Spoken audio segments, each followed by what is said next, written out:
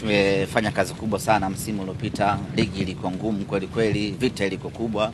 Imetulazimu mechi ya mwisho Simba ili tujihakikishia kwamba tumekosa ubingwa, na imetulazimu mechi ya mwisho Simba tujihakikishia tumepata ubingwa wa CRDB. Kwa hiyo unaweza kuona ni kwamba hakukuwa na muda wa kupumzika. Sasa tumepata likizo hapa, na likizo yenyewe ni fupi kweli kweli.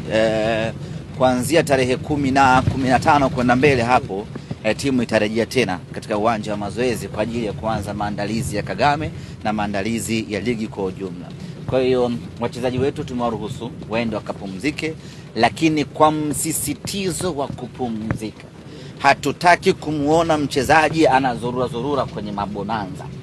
Kila mchezaji anatakiwa akae apumzike, yani miguu juu namna hii, hewa ingie mwilini.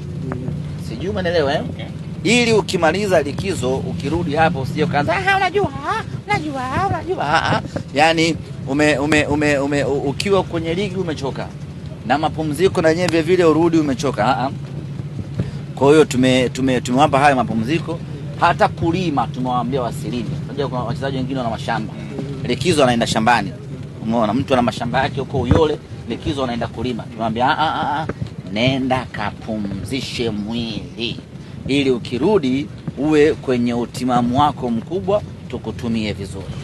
Tumeona juzi umedokeza kidogo semaji kuhusiana na ujio jezi mpya. Kaenda mbali zaidi. Ya ndugu zangu ni umeme. Bwana Jeru tikafanya balaa. Ulizibia kwa semaji.